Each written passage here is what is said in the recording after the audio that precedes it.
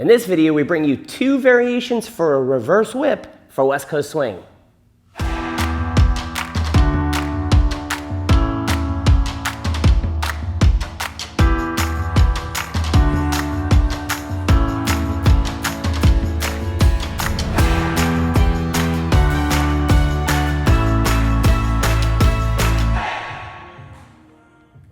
What's up, gang? It's Brian B.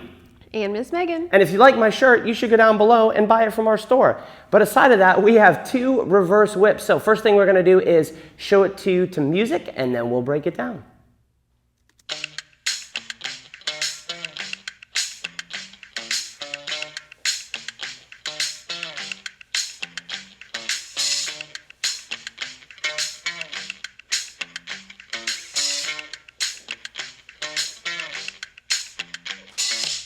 All right, gang, so this is based off of a reverse whip. Say that 3 times fast.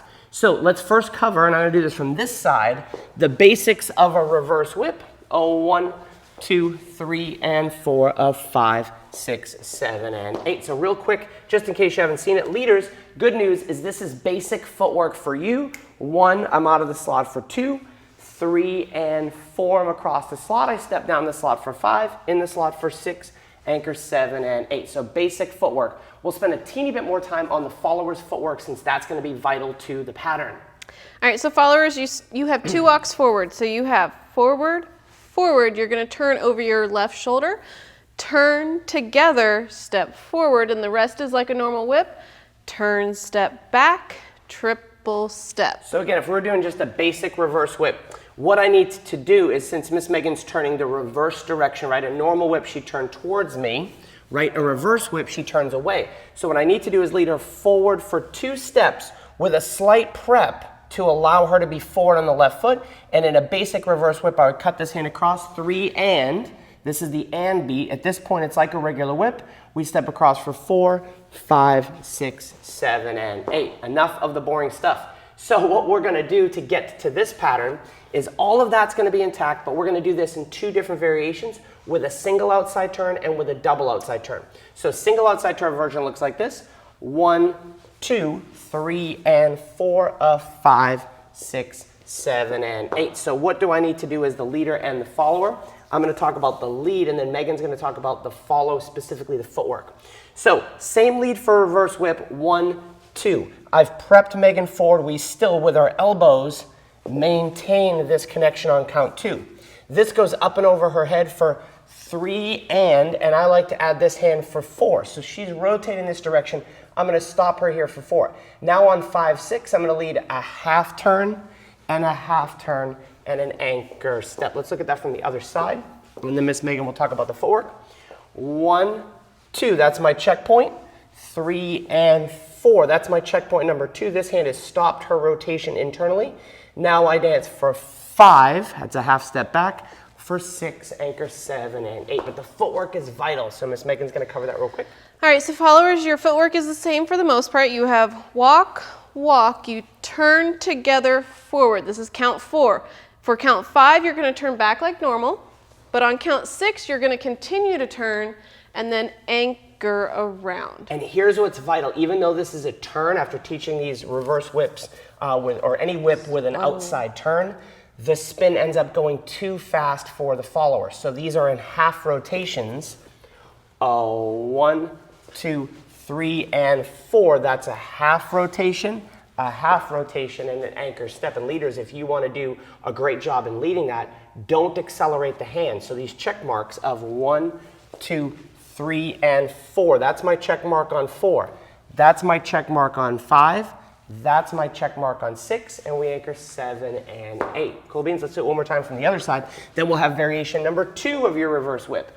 1, 2, 3, and 4, 5, 6, 7, and 8. Second variation, we'll do it from this side, is a double outside turn. So in that variation, we are turning during the anchor step. There is no anchor in place. It is in place, but it's a turn. It looks like this. 1, 2, 3, and 4, 5, 6, 7, and 8. So what's going on for that? Let's talk leaders first, then followers footwork. 1, 2, 3, and 4. On 5, we're good. On 6, at this point, instead of starting to drop the hand, I keep it and draw the circle. 7 and 8. That's what's going on lead-wise. Can you talk about the follower's turn for me? Yes, so followers, we have 1, 2, 3, and 4. We pivot back for 5. We pivot forward for 6. Now we're going to continue to turn through our anchor for 7 and 8. Now, if you need help on turns, I'm going to have Miss Megan link up a video to help your turns in the corner. So if the turns are or you're on the struggle bus for your turns, I like that one of our students calls that the struggle bus. I'll have Megan link up that in the corner in the description.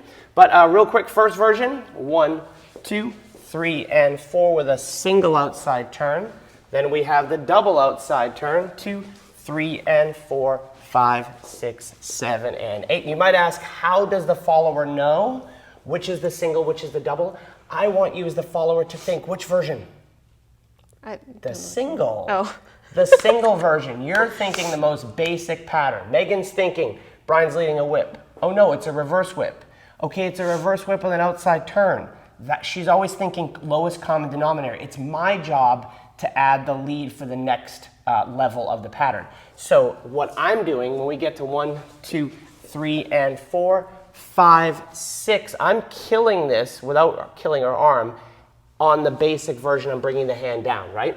On the accelerated version, or not the accelerated version, the double outside turn, I'm continuing that. So she's feeling a little continual pressure. Not enough to force her off time. In fact, I think as a leader, unless the follower is brilliantly connected, I almost feel like I'm holding her back in a lot of cases. Yeah. And I say her, don't get mad at me, the follower. But I do dance with women mostly. Although I have danced with JT behind the camera on occasion. So I feel like I'm just leading the acceleration just enough so she's aware that there's an extra turn. But as the follower, you want to focus on the lowest common denominator. Any other final thoughts? Yeah, just don't go too fast. Even on the spin and the anchor, it's still just the timing of the pattern. So don't try to just fly through it. Yep, because everything, we want to keep and preserve all of the basics of West Coast Swing. So we dance that 7 and 8. We want to be stretched in a way, just as if we did something like this. 1, 2, 3, and 4, 5, and 6, where we're able to create that stretch at the end. That still exists at the end of this. 7 and 8. We still want to be able to create that stretch. So go ahead and grab that turns video. That will help you as the followers. Leaders, focus on the check marks in the pattern, always where you're going to be at 2, 4, 6, 8 in the pattern. And if you have more questions, the best thing I can offer you is a membership to our website. If you don't know, the more people I talk to, it is just really the best value we have. It's $20 a month for 623 videos as we speak. By the time all these are uploaded, we'll be over 630 videos.